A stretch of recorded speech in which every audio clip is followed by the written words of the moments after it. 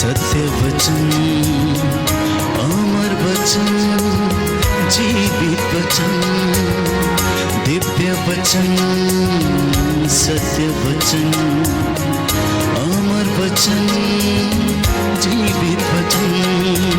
साई दा बामा बनी दा बामा बगरे रे सा नी रे सा नी रे सा नी रे सा नी रे सा। दिव्य वचन, सत्य वचन, अमर वचन, जीवित वचन, दिव्य वचन, दिव्य वचन।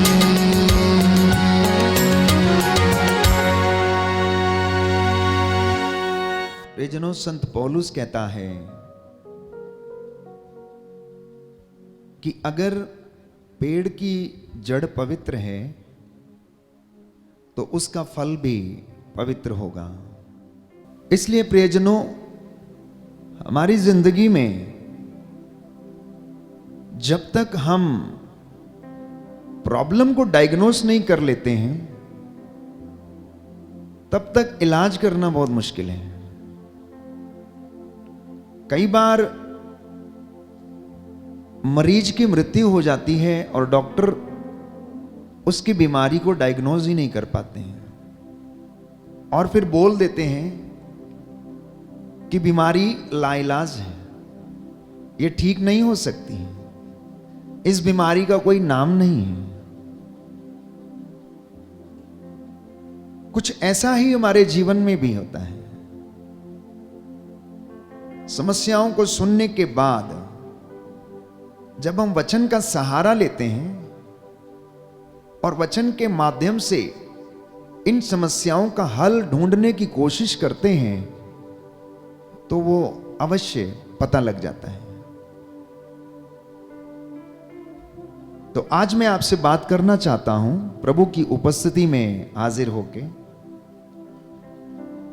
पूर्वजों से चली आई निरर्थक जीवनचर्या, जिसके कारण कभी कभी हमें दंड भोगना पड़ता है और अपने ही जीवन में किए गए कुकर्मों के कारण हम दंड भोगते हैं। कहने का मतलब यह है ट्रांसजेनरेशनल प्रॉब्लम्स,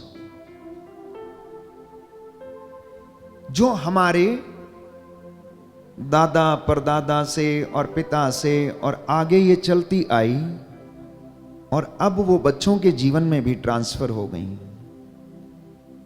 मैं क्यों इस वचन को दृढ़ता से कहना चाहता हूं कि साधारण तौर पर यदि हम ये कहते हैं कि शुगर की बीमारी माता पिता से इनहेरिट हो सकती है, तो क्यों पाप माता पिता से इनहेरिट नहीं हो सकता? ये सोचने की बात है कि अगर माता पिता से हमें शुगर की बीमारी ट्रांसमिट हो सकती है तो उनके जीवन में किया गया पाप भी हो सकता है बच्चा इनहेरिट कर ले और वो उसके पीछे लग जाए और उसके जीवन को वो बर्बाद कर दे।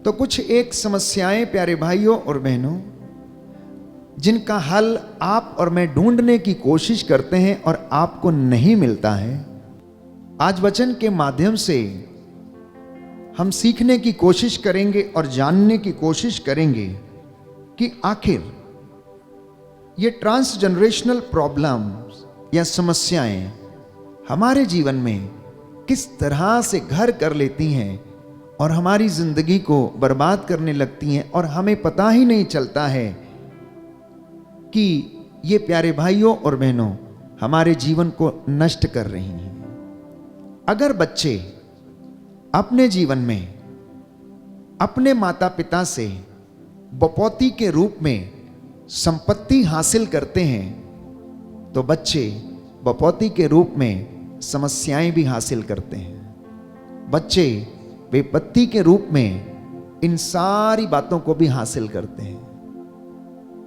आप इससे अलग नहीं रह सकते। अगर किसी ने अपने माता पिता से बहुत धन संपत्ति क्या किया है, हासिल किया है बपौती के रूप में, तो उनके जीवन में जो समस्याएं थी वो भी वो हासिल करेगा, वो भी उनके साथ रहेंगी। तो विरासत के रूप में पाई हुई विपत्तियां हमारे साथ रहती हैं, कहने का मतलब ये है। विरासत के रूप में प्राप्त किया गया पाप हमारे परिवार को नष्ट कर देता है। विरासत के रूप में किया गया कुकर्म हमारे परिवार को और जीवन को नष्ट कर देता है। जब तक कि यीशु मसीह उस पाप का या विपत्ति का लेखा जोखा बंद ना करे, उसका तंद ना काटे, तब तक वो आपके जीवन से जुड़ा रहेगा और आपको बर्बाद करता रहेगा। अगर आप उसका पता लगाने में असमर्थ रहे तो समझना कि आप संपूर्ण रूप से नष्ट हो जाओगे। इसलिए घर में बीमारियों को, घर में परेशानियों को, घर में कर्जों को, घर में विपत्तियों के हल ढूंढने के लिए हमें वचन का सहारा लेकर वचन के माध्यम से प्यारे भाइयों और बहनों समझना जरूरी है कि प्रभु हमसे क्या कहना चाहता है। तो एक बात जो ट्रांसजनरेशनल प्रॉब्लम्स या समस्या के रूप में हम देखते हैं, और वो सबसे बड़ी बात ये है, यशायाह नबी के ग्रंथ अध्याय 47 में हम पढ़ते हैं। यशायाह नबी का ग्रंथ अध्याय 47, book of आइजाया chapter 47 words 8 and 9, सुनिए ध्यान से। भोग विलास में निश्चिंत जीवन बिताने वाली, तू मन ही मन कहती थी कि मैं ही हूं, मेरे सिवा कोई नहीं है। मैं कभी विधवा नहीं होऊंगी, मैं कभी संतान से वंचित नहीं होऊंगी। अब मेरी बात सुन। तेरे बहुसंख्यक तंत्र मंत्रों और तेरे जादू टोने की भरमार के बावजूद वे दोनों विपत्तियां तुझ पर एक ही दिन टूट पड़ेंगी, संतानहीनता और विधवापन। संतानहीनता और विधवापन, एक दो पाप इंसान की जिंदगी में इस वचन के द्वारा यह सिद्ध करता है। प्यारे भाइयों और बहनों, ये वचन इज़राइल के लिए लिखा गया क्योंकि इज़राइल में अनेक प्रकार के तंत्र मंत्र जादू टोना व्याप्त था और इन सारी समस्याओं के कारण उनके जीवन में आनंद नहीं था, खुशी नहीं थी, संतानहीनता थी, विधवापन थी, क्योंकि वो अपने ही जोश में, अपने ही अहंकार में कहते थे हम तो कभी विलुप्त होने वाले में से नहीं है, हमारा कभी सर्वनाश नहीं हो सकता। और यही कहते कहते वचन ये कहता है कि वे अपने तंत्र मंत्र की सारी विद्याओं में क्या कर रहे थे, निपुण थे। ये सारे काम उनके जीवन में हो रहे थे। तो प्रभु ये कहता है तेरे इन कामों के कारण दो विपत्तियां तुझ पर आन पड़ेंगी, एक तो संतानहीनता और दूसरा विधवापन तुझे आकर घेर लेगा। इसके अलावा अगर आप वचन पढ़ेंगे तो बहुत सारी बातें हैं। इन तमाम चीजों के विषय में आगे कहता है तंत्र मंत्र और जादू टोना तू करती जा, जिसकी साधना तू बचपन से करती आ रही है। हो सकता है उससे तुझे कुछ लाभ हो और तू विपत्ति टाल सके। तू असंख्य परामर्शदाताओं से पूछते पूछते थक गई है। वे ज्योतिषी और शगुन विचारने वाले अब आकर तेरी रक्षा करें, जो प्रत्येक अमावस को तुझे बताते हैं कि तुझ पर क्या क्या बीतेगी। वे भूसी के जैसे हैं, प्रभु कहता है ये लोग भूसी के जैसे हैं। उन्हें एक ऐसी आग भस्म कर देगी जिसकी ज्वाला से वे अपनी ही रक्षा नहीं कर सकेंगे। वो आग तापने की लकड़ी नहीं है, उस आग के पास कोई भी नहीं बैठ सकेगा। जिन जादू टोना करने वालों के पीछे तू दौड़ती रही, जो बचपन से तेरा शोषण करते हैं वे सब के सब स्वयं भटकते रहेंगे और तेरा उद्धार कोई ना कर सकेगा। कहता ये विपत्ति तेरे ऊपर आन पड़ेगी। आज भी कई लोग ऐसे हैं जो प्रभु पर विश्वास करते लेकिन उसके बाद जाकर इन सारी बातों में विलुप्त हैं, किसी न किसी प्रकार से धागे ताबीज तंत्र मंत्र के चक्कर में फंसे हैं। और कहने का तात्पर्य यह है कि अगर आपके पूर्वजों के घर में, आपके बाप दादाओं के घर में या आपके घर में अगर विचक्राफ्ट प्रैक्टिस किया गया है, अगर हाथ की रेखाओं पर विश्वास किया गया है, अगर भाग्य की रेखाओं पर विश्वास किया गया है, अगर तंत्र मंत्र विचारने वाले, भभूति लगाने वाले या किसी भी ऐसे व्यक्ति पर जो भाग्य देखता है और नक्षत्रों के द्वारा आपके जीवन को बताता है कि आपके जीवन में क्या होने वाला, ये सब ठग हैं, ठग जो आपका शोषण करते हैं। प्रभु कहता है इनको ऐसी आग में झोंक दिया जाएगा, वैसी आग है जिसके पास तू बैठ भी नहीं सकता, तू बैठ भी नहीं सकती। और कहता है कि ये सब के सब भटकते रहेंगे और तेरा उद्धार कोई भी नहीं कर पाएगा। अगर घरों में, अगर परिवारों में ये प्रैक्टिस किया गया है तो समझ लेना कि ये दो पाप पीछा करते रहेंगे। विधवापन का मतलब है संतान होने के बावजूद भी ऐसा लगेगा कि आपके बच्चे नहीं हैं। क्यों? क्योंकि वो आपकी देखभाल करने वालों में से नहीं है। पाप या दूसरी समस्या जो घर का पीछा करती है वो ये है प्यारे भाइयों और बहनों कि अगर परिवार में किसी की हत्या कर दी गई है जानबूझकर या फिर उसे प्रेशराइज करके या किसी भी तरीके से घर में हत्या हो गई है, छोटे की या बड़े की, या किसी षड्यंत्र के तहत उसको मार दिया गया है या फिर भ्रूण हत्या के द्वारा आत्मा मारू पाप कमा लिया गया है, तो ये एक दूसरा पाप है जो जब तक उसका खाता क्लोज ना हो यीशु मसीह के द्वारा और जब तक उसके लिए दंड ना भुगत लिया जाए, ये पाप पीछा करता रहेगा। This sin will rule the family. हत्या का पाप परिवार को रूल करेगा प्यारे भाइयों और बहनों, क्योंकि बाइबल ये कहती है, यिर्मयाह नबी का ग्रंथ अध्याय 29 पद संख्या 5 और 6 में कि तेरी संख्या बढ़नी चाहिए, घटनी नहीं चाहिए, तेरी संख्या बढ़नी चाहिए। इसलिए मसीहों के लिए कलीसिया भ्रूण हत्या बिल्कुल बिल्कुल मना करती है। द सिन ऑफ अबॉर्शन प्यारे भाइयों और बहनों मसीहों के लिए एक ऐसा पाप है जो कि जब तक आप उसके लिए दंड नहीं भुगतेंगे, क्षमा नहीं मांगेंगे, तब तक वो आपके पीछे लगा रहेगा। ये दूसरा पाप जो घरों पर प्यारे भाइयों और बहनों अधिकार लेता है और जीवन में बढ़ने लगता है और परिवार को नष्ट कर देता है, हमें पता लगाने की आवश्यकता है कि क्या हमारे जीवन में ये नहीं हुआ तो नहीं है और उसके लिए प्रायश्चित करने की आवश्यकता है। क्यों मैं आपसे ये सब बातें आज प्रभु के नाम पर साझा करना चाहता हूं? क्यों? क्योंकि आप में से बहुत सारे लोग अपनी समस्याओं का समाधान चाहते हैं। तो मैं प्रभु से कह रहा था कि प्रभु, इन दिनों में बहुत सारे लोगों की समस्या है, आप क्यों इनकी समस्याओं का समाधान क्यों नहीं करते?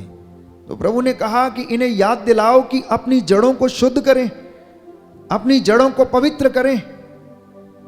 जड़ में कीड़ा लगा हुआ है, इसलिए तना कैसे फल सकता है? और तना नहीं फलेगा तो उसमें फल कैसे लग सकता है? इसलिए परिवारों को अपनी जड़ों को शुद्ध करने की आवश्यकता है। तो इसलिए मैं आपकी सहायता करना चाहता हूं। मैं ये नहीं कहता कि आपके घर में कुछ पाप ये वाला हुआ होगा, लेकिन विचार करेंगे, मनन चिंतन करेंगे तो कहीं ना कहीं पर जड़ मिल ही जाएगी। अगर जड़ मिल गई, अगर समस्या डायग्नोस हो गई, तो आपकी सारी समस्याओं का समाधान भी हो सकता है। ये समस्याएं बहुत सारी हो सकती। पिछले दिनों में मैंने आपसे बातचीत की थी कि आंतरिक चंगाई के लिए अब बच्चे के जीवन में जो छोटा नवजात बच्चा है या थोड़ा बड़ा होता है या उससे भी बड़ा होता है, बच्चे माँ बाप कंप्लेन करते हैं कि मेरा बच्चा बहुत जिद्दी है, बहुत गुस्से वाला है, काम नहीं करता, आलसी है, सोया रहता है। तो प्यारे भाइयों और बहनों, मनोवैज्ञानिकों के अनुसार शोध में यह पाया गया है कि जब बच्चा अपनी मां के गर्भ में होता है, लगभग 50 से 60% जो है वो अपनी मां से इनहेरिट कर लेता है, जिसे हम इनबॉर्न टैलेंट कहते हैं। एक शब्द हम यूज करते हैं लोगों के लिए कि ये टैलेंट तो इसमें इनबॉर्न है। इनबॉर्न का मतलब क्या है? जब वो मां के गर्भ में बढ़ रहा था तो उसकी मां कुछ किया करती थी, अच्छे गीत गाया करती थी, खुश रहा करती थी, अटखेलियां किया करती थी, काम किया करती थी, गर्भावस्था में भी काम किया करती थी और अपने गर्भ से बहुत खुश थी। तो वैसी ही बातें उस बच्चे के जीवन में भी जाएंगी, वैसा ही बच्चा इनहेरिट करेगा। क्यों? क्योंकि मां से वो अम्बिलिकल कॉर्ड से वो जुड़ा रहता है। तो मां गर्भावस्था के समय में जो कुछ महसूस करती है वो बच्चे को भी इनहेरिट करती है। अगर बच्चे को वो अम्बिलिकल कॉर्ड से खाना पहुंचाती है तो मैं समझता हूं कि वो बच्चे के जीवन में अपनी सांसें, अपने विचार, अपनी भावनाएं, अपने इमोशंस, वो सारे उसके द्वारा उसके अंदर पहुंचते होंगे। तो इस तरह से हम कहते हैं कि बच्चे के अंदर इनबॉर्न टैलेंट है। कई माताएं शोषण से गुजरती हैं, कई माताएं जबरदस्ती से बच्चे को गर्भ में धारण करती हैं, कई माताओं के लिए या पिताओं के लिए हो जाता है, यूं ही हो जाता है, चलो अब रख लेते हैं। ऐसी भावनाएं आप स्वयं बच्चे के अंदर क्या करते हैं? ट्रांसफर करते हैं। और जब ये सारी समस्याएं होती हैं तो उसका थोड़ा सा अंश आपको बच्चे के जीवन में देखने को मिलता है। धीरे धीरे आपको देखने को मिलता है। तो यदि मां कर्मठ है तो बच्चे के जीवन में भी कर्मठता दिखेगी। यदि मां अच्छा गाने वाली है तो बच्चे के जीवन में भी वो गुण आ जाएगा। यदि मां बहुत सोशल है तो वो प्यारे भाइयों और बहनों उसमें भी सोशल होने का गुण आ जाएगा। आप सोचकर देखिए कि आपके 3 बच्चे हैं और 3 बच्चे अलग अलग व्यवहार के हैं। क्यों है ऐसा? आपके 3 बच्चे हैं और तीनों में अलग अलग व्यवहार है। उसका कारण क्या है? क्यों तीनों एक जैसे नहीं होते हैं? एक बड़ा शांत रहता है तो दूसरा बड़ा क्रोध वाला रहता है और तीसरा बहुत ज्यादा नटखट रहता है। क्यों? या जिद्दी रहता है?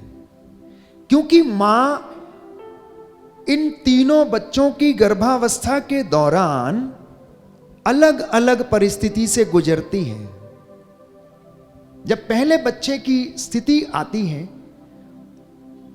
तो बहुत एक्साइटेड रहती है क्योंकि नई नई शादी होती है और अब एक तीसरे व्यक्ति को आना है तो वो बहुत ही ज्यादा उत्सुकता के साथ उसे ग्रहण करती है। परिस्थितियां बदलने लगती हैं, आर्थिक तंगियां होनी शुरू हो जाती हैं। हो सकता है समाज में या परिवार में लड़ाई झगड़े शुरू हो जाते हैं तो मन थोड़ा कुंठित होने लगता है, सेकंड वाला हो या ना हो। इसी तरीके से तीसरे की। तो मैं बहुत विचार विमर्श करने के बाद इस निष्कर्ष पर उतरा कि तीनों बच्चों के जीवन में ये तीनों परिस्थितियां शायद समय के अनुसार जिस अवस्था से मां गुजरी है उस अवस्था से हुई होंगी। अब हो सकता है कि इसी दौरान ऐसी स्थिति आई हो कि जब दंपति ने, प्यारे भाइयों और बहनों, भ्रूण हत्या करने का निर्णय ले लिया हो, तो वो एक ऐसा श्राप जो है आने वाले बच्चे को अफेक्ट करता है। क्यों?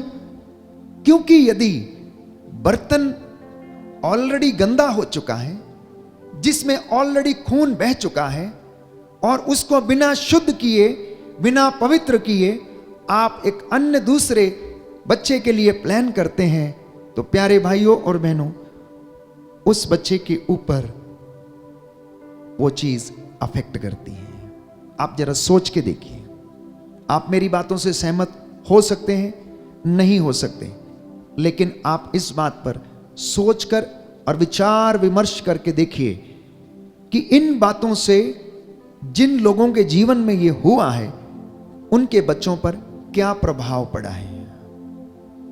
आप में से अक्सर प्यारे भाइयों और बहनों, बहुत सारे लोग बच्चों की आशा करते हैं, परिवार को बढ़ाने की आशा करते हैं, लेकिन कभी कभी हम उसमें फेल हो जाते हैं, हत्या कर बैठते हैं। तो अगर परिवार में हत्या कर दी गई है तो हत्या की दुष्ट आत्मा उस परिवार पर रूल करेगी, अधिकार लिए रहेगी, चाहे वो भ्रूण हत्या हो, चाहे वो किसी प्रकार से किसी को प्रेशराइज करके की गई हो, या किसी को मार दिया गया हो, काट दिया गया हो षड्यंत्र के तहत। If abortion has taken place in the family, then children will be in bondage.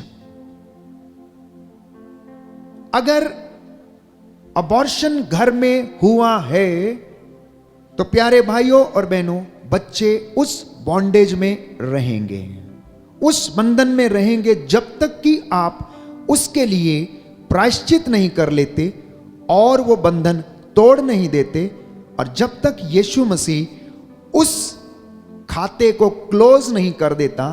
क्योंकि यीशु ने कहा, जिस पर हाथ रखोगे वो क्षमा हो जाएंगे, चंगे हो जाएंगे, जिस पे पाप तुम क्षमा नहीं करोगे वो क्षमा नहीं होंगे, क्योंकि जिसके लिए वो खोल देगा उसे कोई बंद ना कर पाएगा, और जिसके लिए वो बंद कर देगा उसे कोई खोल ना पाएगा। इसलिए इस पाप से, इस श्राप से छुटकारा पाना आवश्यक है। तीसरा पाप जो हमारे परिवारों पर रूल करता है, पाप की कमाई। पाप की कमाई की वजह से कभी भी घर में फाइनेंशियल स्टेबिलिटी नहीं रहेगी। अगर कोई व्यक्ति पाप की कमाई करके घर में लाता है तो उससे आपके घर में कभी भी फाइनेंशियल स्टेबिलिटी नहीं रहेगी, और बीमारी आपके घर को हमेशा अपने अधिकार में रखेगी। बहुत सारी बातें हैं पाप की कमाई के विषय में, मैं उस पर ज्यादा चर्चा नहीं करना चाहता हूं। अगले किसी प्रवचन में हम बताएंगे कि प्रवक्ता ग्रंथ, सुक्ति ग्रंथ पाप की कमाई के विषय में क्या कहता है, क्योंकि पाप की कमाई, प्रभु का वचन कहता है कि इन घर को संकट में डाल देती है। पाप की कमाई घर को संकट में डाल देती है और इंसान को मृत्यु के पाश में बांध देती है। इसलिए there will not be financial stability, और बीमारी घर से कभी नहीं जाएगी। चाहे ये बाप दादाओं ने किया हो, या पूर्वजों ने किया हो, या माता पिता ने किया हो, या इंसान ने खुद किया हो। यदि आपको विश्वास ना हो तो आप अनुभव करके देख लीजिए। चौथी बात जो परिवार में अधिकार लेकर बैठ जाती है और परिवार को उन्नति करने नहीं देती है, वो है माता पिता का अनादर, या माता पिता को मारपीट करना। माता पिता के श्राप जो हैं प्यारे भाइयों और बहनों, वो बच्चों के जीवन में हमेशा रूल करते हैं। विशेष तौर पर वे लोग जो अपने माता पिता का आदर नहीं करते, उन्हें मारते, उन्हें धकेलते, उन्हें पीटते, उन्हें गाली देते हैं। क्योंकि बाइबल कहती है प्रवक्ता ग्रंथ अध्याय 3 पद संख्या 4 से 6 में कि पिता का आदर आशीर्वाद देता है, पिता की निंदा अपनी संतान से ही वो दुख प्राप्त करेगा। वो व्यक्ति जो अपने बाप की निंदा करता है, उसे मारता है, वो अपनी ही संतान से क्या करेगा? दुख पाएगा, अपनी ही संतान से दुख पाएगा। So therefore my sin becomes a bondage for me. मेरा अपना ही कुकर्म, मेरा अपना ही पाप मेरे लिए क्या बन जाता है? एक बंधन बन जाता है, जब तक कि मैं उससे आजाद अपने आप को ना करूं। और क्या होता है? Never comes from God but from sin. श्राप कभी भी परमेश्वर की ओर से नहीं आता, ये पाप की ओर से आता है। अब पाप चाहे अहंकार का हो, चाहे हत्या का हो, चाहे अपने आप को बड़प्पन का हो, चाहे माता पिता को अनादर का हो, प्रभु की अवहेलना का हो, किसी तरीके का भी पाप, वो हमारे लिए ही क्या बन जाता है, एक बॉन्डेज बन जाती है, एक बंधन बन जाता है। पांचवी बात,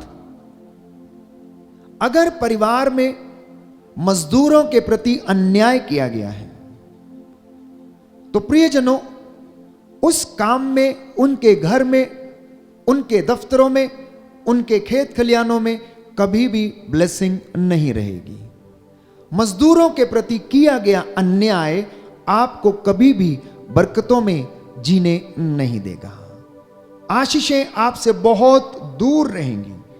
छठवीं बात, अगर परिवार में से किसी व्यक्ति ने अभिषिक्तों को मारा है या उन पर अभियोग लगाए या उन्हें गालियां दी, तो प्यारे भाइयों और बहनों, उन घरों में आशीष नहीं रहेगी। बाइबल हमें बताती है कि मेरे अभिषिक्तों पर हाथ मत उठाना। स्तोत्र संख्या 105 पद संख्या 10 में हम पढ़ते हैं कि प्रभु ये कहता है कि मेरे अभिषिक्तों पर हाथ मत उठाना, मेरे अभिषिक्तों पर हाथ नहीं लगाना, मेरे नबियों को कष्ट नहीं देना। जकरिया नबी के ग्रंथ में हम पढ़ते हैं कि वे मेरी आंख की पुतली हैं, देखो यदि कोई उन पर हाथ उठाए तो मैं उन पर हाथ उठाऊंगा। तो ये भी एक समस्या है जो प्यारे भाइयों और बहनों हमारे जीवन में पूर्वजों से अगर चली आई है तो वो आपके परिवार पर रूल करेगी। इसलिए मैं ऐसे परिवारों को समझाने की कोशिश करता हूं कि वे सब के सब एकत्र हो जाएं, अपने भाई, अपनी बहन, अपनी माँ, अपने बाप के साथ एकत्र हो जाएं और इस श्राप से मुक्त हो जाएं, घुटना टेकें, प्रभु के सामने नाक रगड़ लें। और प्यारे भाइयों और बहनों, प्रभु कहता है क्या जाने वो द्रवित हो जाए और वो तुम्हें क्षमा कर दे,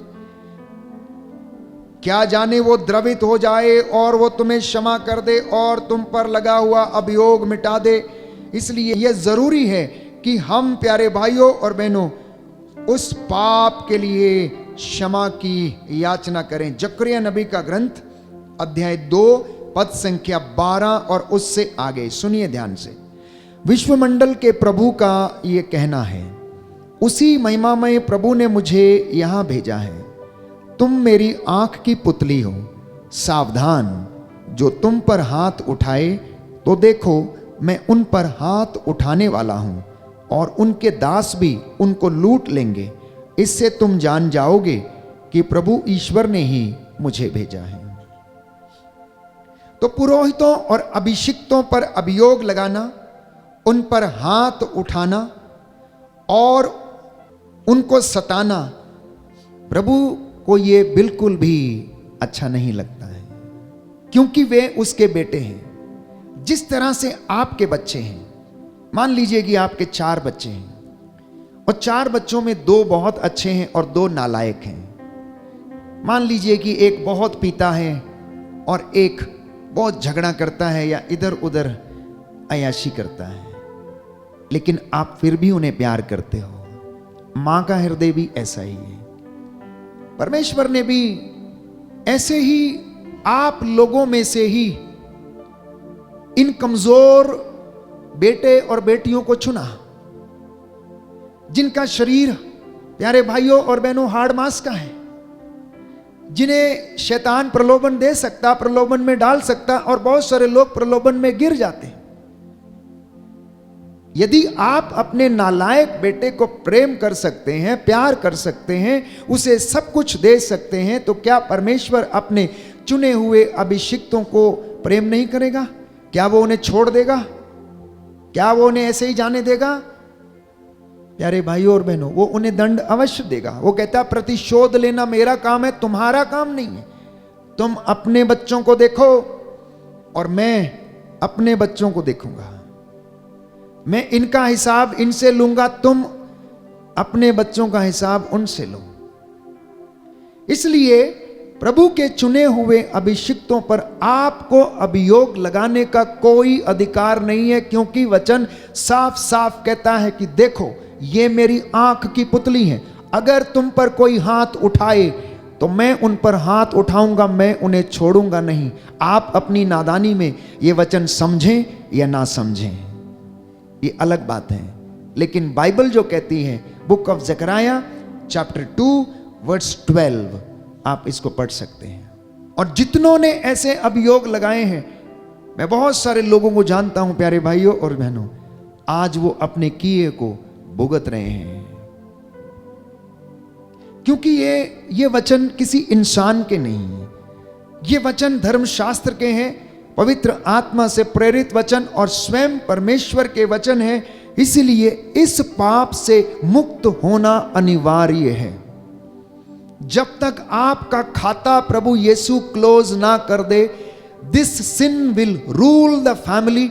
और प्रभु ये कहता, जब तक समूल रूप से नष्ट ना हो जाओ, तब तक मैं तुम्हें ऐसा ही रखूंगा, 4 पीढ़ियों तक श्राप दूंगा। लेकिन अगर तुम मेरी वाणी को ध्यान से सुनो और उस पर चलो, तो मैं तुम्हें 1000 पीढ़ियों तक तुम्हें आशीर्वाद प्रदान करूंगा। Hallelujah, hallelujah. यीशु की स्तुति हो, यीशु की स्तुति हो, यीशु को धन्यवाद, यीशु को धन्यवाद, यीशु की आराधना हो, यीशु की आराधना, यीशु की महिमा हो, यीशु की महिमा, यीशु को धन्यवाद, यीशु को धन्यवाद। हालेलुया। हालेलुया। एजेकियल नबी का ग्रंथ एजेकियल नबी का ग्रंथ अध्याय 18 अध्याय 18 पद संख्या 30, पद संख्या 30। प्रभु ईश्वर ये कहता है, प्रभु ईश्वर यह कहता है, इज़राइल के घराने, इज़राइल के घराने, मैं हर एक का मैं हर एक का उसके कर्मों के अनुसार उसके कर्मों के अनुसार न्याय करूंगा। न्याय करूंगा। तुम मेरे पास लौटकर तुम मेरे पास लौटकर अपने सब पापों को त्याग दो, अपने सब पापों को त्याग दो। कहीं ऐसा ना हो कहीं ऐसा ना हो कि तुम्हारे अपराधों के कारण कि तुम्हारे अपराधों के कारण तुम्हारा विनाश हो जाए। तुम्हारा विनाश हो जाए। हालेलुया। हालेलुया। कहीं ऐसा ना हो कहीं ऐसा ना कि हो तुम्हारे अपराधों के कारण कि तुम्हारे अपराधों के तुम्हारा कारण विनाश हो जाए। तुम्हारा विनाश हो जाए। हालेलुया,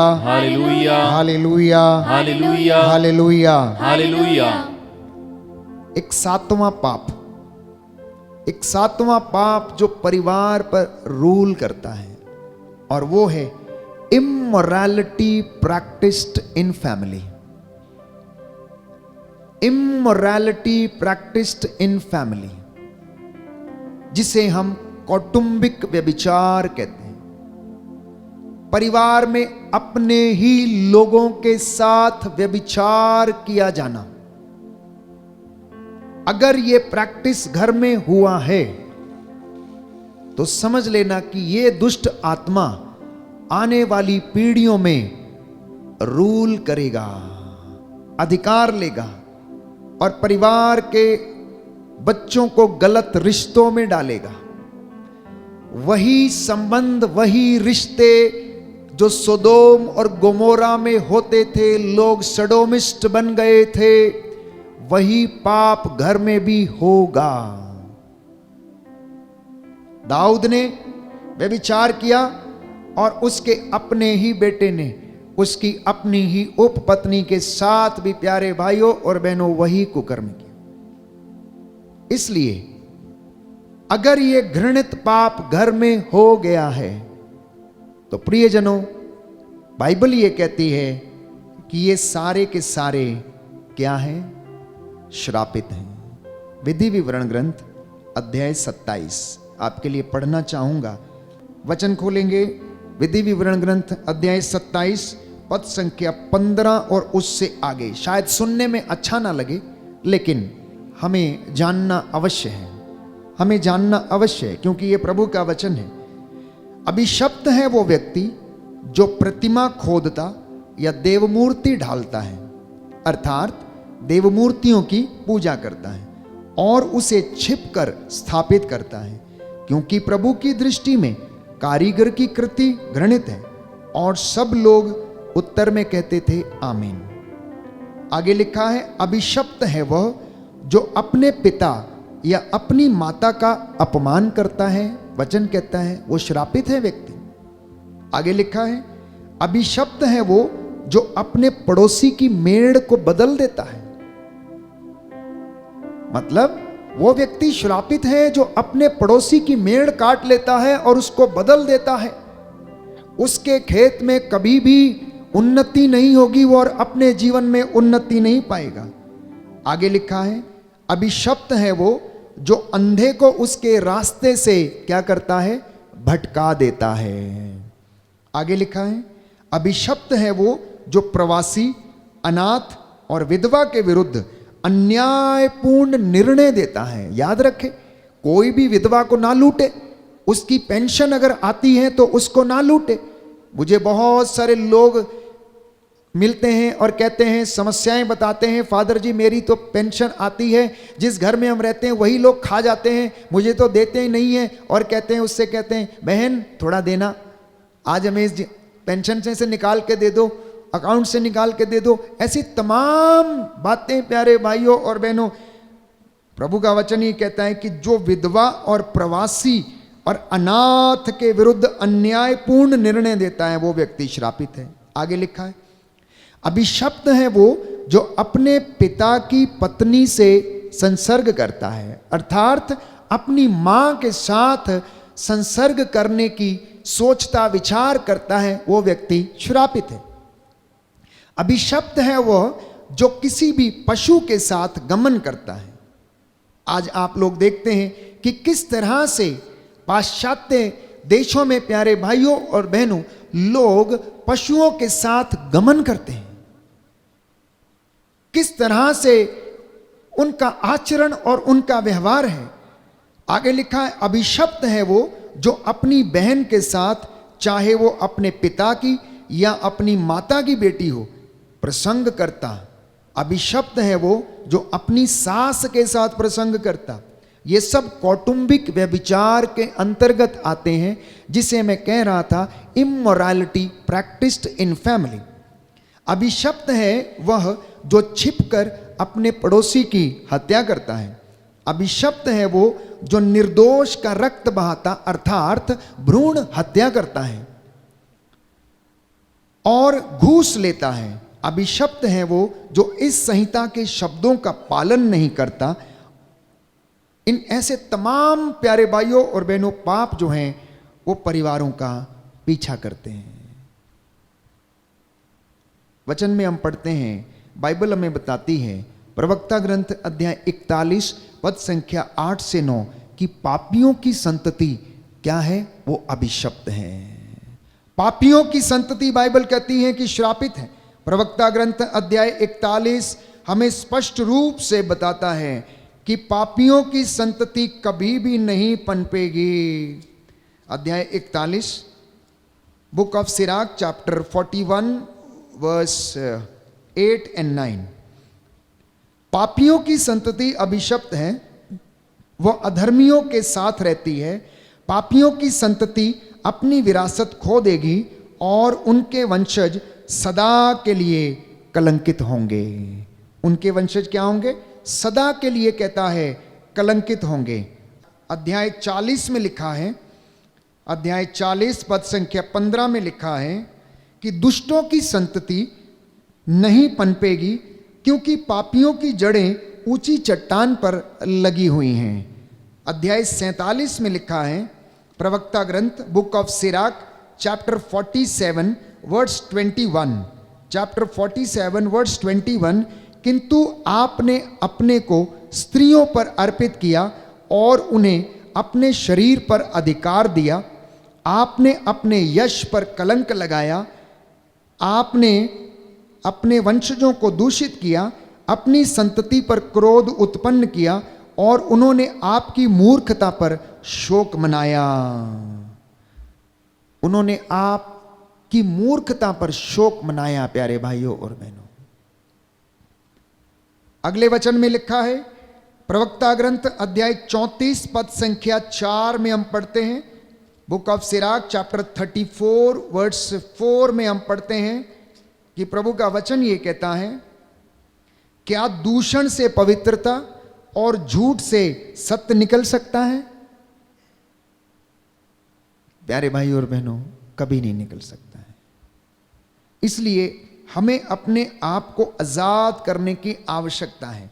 एक सुंदर वचन पौलुस हमें देता है कि आप लोग क्या करें कि हम अपनी जड़ों को पवित्र करें, हम अपनी जड़ों को पवित्र करें और इन सारी विरासत के रूप में पाई हुई विपत्तियां और पापों से हम आजाद हो जाएं तो आपकी बहुत सारी समस्याओं का समाधान हो जाएगा। आप डायग्नोज करें कि प्रॉब्लम कहां पर है। आप जानते हैं कि प्रॉब्लम कहां पर है, लेकिन आप में से बहुत सारे लोग अंगीकार नहीं करना चाहते, स्वीकार नहीं करना चाहते हैं। और बाइबल ये कहती है कि जो अपने पापों को प्रकट करके छोड़ देता है उस पर दया की जाएगी और वही पवित्रता हासिल करेंगे। ये बाइबल की बातें थी जो मैंने आपसे कही हैं आज। प्यारे भाइयों और बहनों, इसलिए इन बातों के लिए प्रायश्चित करने की हमें आवश्यकता है। और मैं आपसे वादा करता हूं कि आपकी आने वाली पीढ़ियां पवित्र होंगी अगर आप अपने आप को पवित्र करेंगे। अंत में एक वचन, रोमियो के नाम संत पौलुस का पत्र अध्याय 11, रोमियो के नाम संत पौलुस का पत्र अध्याय 11 पद संख्या 16। प्यारे भाइयों और बहनों, कि यदि गुंधे हुए आटे का पहला पेड़ा पवित्र है तो सारा गुंधा हुआ आटा पवित्र है, और यदि जड़ पवित्र है तो डालियां भी पवित्र हैं। यदि कुछ डालियां तोड़कर अलग कर दी गई हैं और आप जो जंगली जैतून हैं उनकी जगह पर कलम लगाए गए हैं और जैतून के रस के भागीदार बने, तो आप अपने को डालियों से बढ़कर ना समझें। यदि आप गर्व करना चाहते हैं तो याद रखें कि आप जड़ को नहीं संभालते बल्कि जड़ आपको संभालती है। आप कहेंगे डालियां इसलिए काट कर अलग कर दी गई कि मुझे कलम लगाया जाए। सुन लीजिए ध्यान से क्या कहता है। कहता है डालियां जड़ों को नहीं संभालती हैं बल्कि जड़ें डालियों को संभालती हैं। क्यों? क्योंकि हमारे पूर्वजों से चली आई हुई बातें और पवित्रता आने वाली पीढ़ियों को पवित्रता प्रदान करती हैं, उन्नति प्रदान करती हैं, ना कि आने वाली पीढ़ियां अपने पूर्वजों को पवित्र करती हैं। इसलिए कहता है कि आप लोग इस पर गर्व ना करें कि आप लोग अपनी जड़ों को पवित्र करते नहीं। कहता है जड़ों के कारण आप लोग संभाले गए हैं और अगर वो पवित्र हैं तो आप पवित्र होंगे। कहता है आटा गूंदने वाला जो पहला पेड़ा यदि पवित्र है तो सारा आटा ही पवित्र होगा, यदि वो ही पवित्र नहीं तो कुछ भी पवित्र